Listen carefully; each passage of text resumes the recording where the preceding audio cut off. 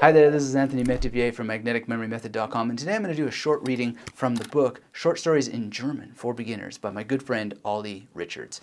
Now, this is part of a month-long event in collaboration with Ollie and Teach Yourself, where we are promoting reading as one of the most effective ways to learn a new language.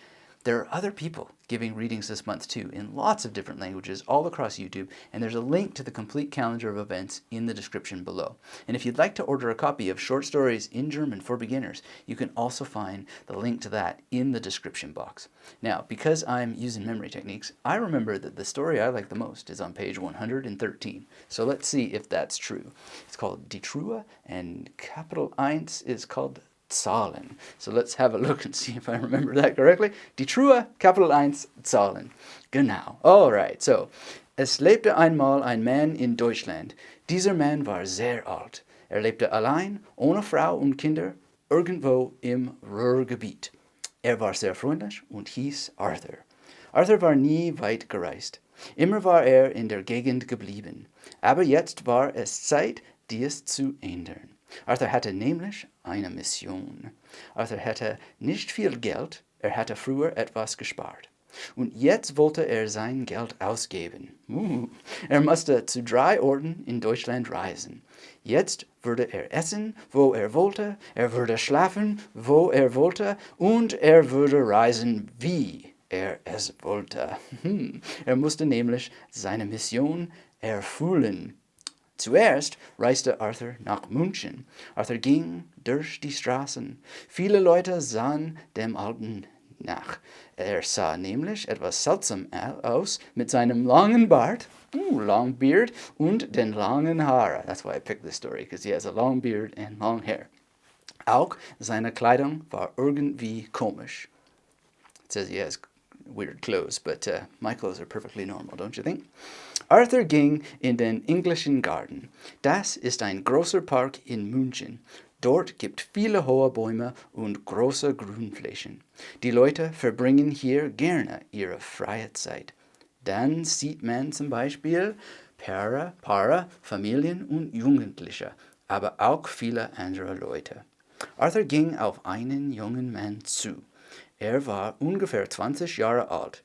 Saß im Gras mit dem Rücken an einem Baum. Las Zeitung. Arthur setzte sich neben ihn. »Guten Tag, junger Mann«, sagte Arthur. »Hallo«, antwortete der Mann mit der Zeitung. Etwas misstrauisch sah Arthur kurz an. Dann las weiter. »Wie geht's, David?« Wie war das? Woher kannte denn der Alte seinen Namen? »Haben Sie David gesagt?« »Ja, das hab ich.« »Woher kennen Sie meinen Namen?« »Das kann ich Ihnen nicht sagen.« So mysteriös. David hörte auf zu lesen. Sah Arthur genauer an. Wer war denn bloß dieser Typ?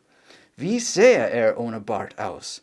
Nein, David kannte diesen Mann nicht. »Was wollen Sie von mir?« fragte David misstrauisch. »Entschuldigung, ich wollte Sie nicht stören, aber ich wollte Ihnen gerne eine Geschichte erzählen.« »Ich höre.« Arthur zog ein Foto heraus. Auf diesem Foto war eine stäubige Truhe. Irgendwie sah sie aus, als ob sich etwas Wichtiges in ihr befand. »Und was soll das sein?« fragte David. »Sie wissen nicht, was das ist? Na ja, das sieht wie eine Truhe aus. Aber ich habe sie noch nie in meinem Leben gesehen.« Arthur sah David in die Augen. Zeigte mit dem Finger auf das Bild. »Und das hier?« Jetzt sah David es. Die Truhe hatte ein Schloss mit 3 Nullen. »Da ist ein Schloss. Und? Da fehlen die richtigen Zahlen«, antwortete David. »Genau«, sagte Arthur. »Die richtigen Zahlen fehlen, und diese Zahlen brauche ich für meine Mission.« »Mission? Welche Mission denn?« »Das kann ich Ihnen leider nicht erzählen.« And that I also cannot continue to read for you. So I hope you enjoyed this excerpt from the story and that you're able to go and get this. And remember, there are readings happening in different languages every day this month. So to find this program, please look in the description box below where you'll also find a link to order this book and enjoy your reading in German or any language that you choose. Thanks for watching. Until we have a chance to speak again, keep yourself magnetic.